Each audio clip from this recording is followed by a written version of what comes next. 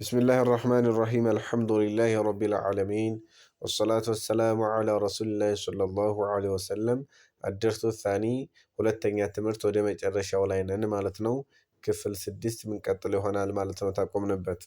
እቺ እንደምታዩት ቫ ትባላለች። ቫ ነች ከበላይዋ አንድ ነጥብ አላት ማለት ነው። ትንቀራት ቫ ብለን ነው። እቺ ደግሞ መጀመሪያ ላይ በጥቁር ከለር የተጻፈችው ሷድ። እቺ ደግሞ በመጨረሻ ተጣፍ ደዝ ነው ባነች ሶድ በ ይቺ መጀመሪያ ላይ የተጻፈችው ጦ ነች። ምክንያቱም ከበላይዋ ምንም ነጥብ የላትምና ማለት ነው።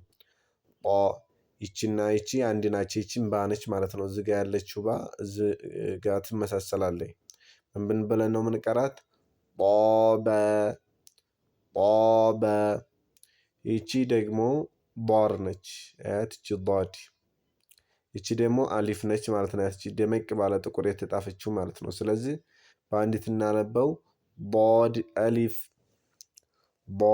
አሊፍ ብለን። ይቺ ደግሞ ቫ ነች። አሊፍ ብቻ ነው የተጨመረባት እንጂ ቫ ነች ማለት ነው። ቫ አሊፍ። ይቺ ደግሞ መፍረዳ ነው፣ ብቻዋን ናት የመጣችው። አይን ብለን ነው የምናነባት። አይን። ይቺ ደግሞ ያው ገይን ነች፣ ከበላይዋ አንድ ነጥብ አላት ማለት ነው። ያው አይንና ገይን አንድ ናቸው ብለናል። ወይን ገይን እያለ እንትን የሚል እንደዚህ አይደለም። ወይን ገይን። ይቺ ደግሞ ሐምዛ ነች ማለት ነው።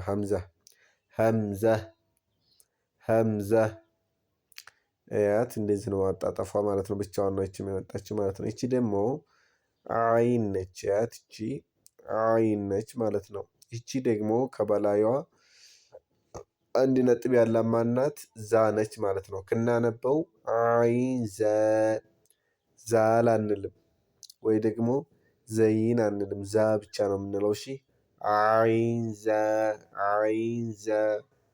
እቺ ደግሞ ገይን ነች። እቺ በቀይ የተጣፈችው ደግሞ ራ። በአንድ ስናነበው ገይነሮ። ይቺ ደግሞ ሷር ነች። ይቺ ደግሞ አይን ነች ማለት ነው። ሷድ በጥቁር ከለር መጀመሪያ ላይ የተጣፈች ይቺ ሷር ነች።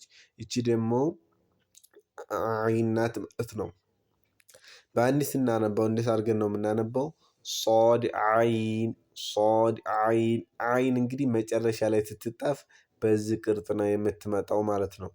ይቺ ሙፍረዳ ብቻዋን ትጣፍ ነው ማለት ነው። አይን እያንዳንዱ ፊደል መጀመሪያ ላይ ሲጣፍ ያኒ የሆነ ቃል ላይ መጥቶ መጀመሪያ ላይ ሲጣፍ ሌላ ነው፣ መሀከልም ላይ መጨረሻ ላይ ማለት ነው። እያንዳንዱ ፊደል ይለያያል ቅርጹ ማለት ነው። ስለዚህ ይቺ መጨረሻ ላይ የተጣፈችው ማነች?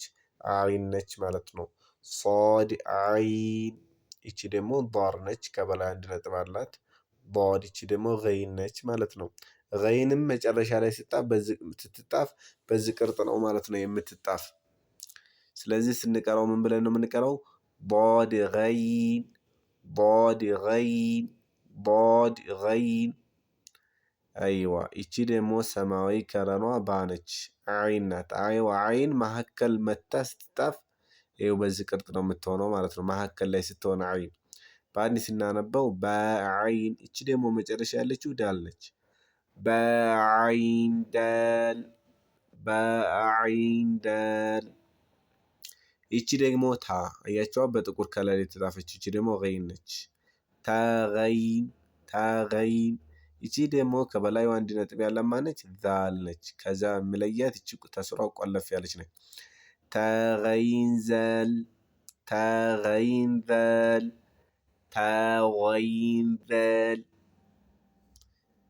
ይቺ አሁንም ሐምዛ ነው የምትባለው።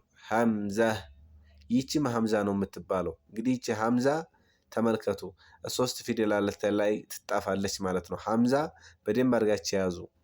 ሐምዛ የምትባለው ፊደል ሶስት ፊደላት ላይ ትጣፋለች። አሊፍ ላይ፣ ዋው ላይ፣ ያ ላይ ማለት ነው። ተስር ያሉት አይደለም የሚነበቡት፣ ተላይ ያለችው ሐምዛ ነው የምትነበበው። ምክንያቱም እነሱ ላይ ስለተጣፈች ማለት ነው። እዚህ ላይ አሊፍ ላይ ተጥፋለች፣ እዚህ ላይ ዋው ላይ ተጥፋለች፣ እዚህ ላይ ያ ላይ ተጥፋለች። ስለዚህ እኛ የምናነበው ተላይ ያለችውን ሐምዛን ነው ማለት ነው። ሐምዛ አያችኋት አይደል? ስለዚህ ሐምዛ ስንት ፊደል ላይ ትጣፋለች? ሶስት ፊደል ላይ፣ አሊፍ ላይ፣ ዋው ላይ፣ ያ ላይ ማለት ነው። ይቺ ያው ሙፍረዳ ብቻዋን ነው የመጣችው ፋነች ማለት ነው። ቆፍ ዋው ቆፍ ዋው ፈዋው ፈቆፍ ለም እቺ ያው እንግዲህ ቃፍ ነች። እቺ ዋው ነች በቀይ የተጻፈችው ቃፍ ዋው ፈዋው። እነዚህ ሶስቱ ደግሞ ይቺ የመጀመሪያይቱ ፋናት ቃፍ ላም ፈቆፍ ለም ቃፍ ፈላም ይቺ ቃፍ ይቺ ፋ ይቺ ደግሞ ላም ማለት ነው። ቃፍ ቃፍ ፈላም ቃፍ ፈላም ያ ፋ እቺ ያይ እቺ ደግሞ ፋ በአንድ ስናነብ ያ ፋ እቺ ደግሞ ሚም እቺ ሚም ነች።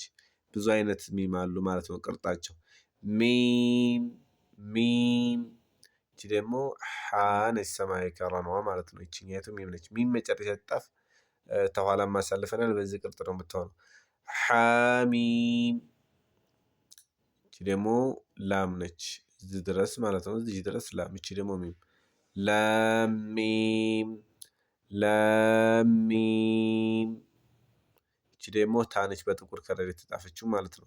እቺ ደግሞ ሚም ታሚም ታሚም እቺ ታ ነች። አሁንም ታሚም ታ ታሚም ታ ኢንሻአላህ ተመጀመሪያ ተጀመርንበት ልድገምላችሁ ቫ ሶድ በ ጦ በ ضاد ألف ظا ألف عين غين همزة عين زا غين رو صاد عين ضاد غين باء باء عين دال تا غين ذال همزة همزة همزة فا فا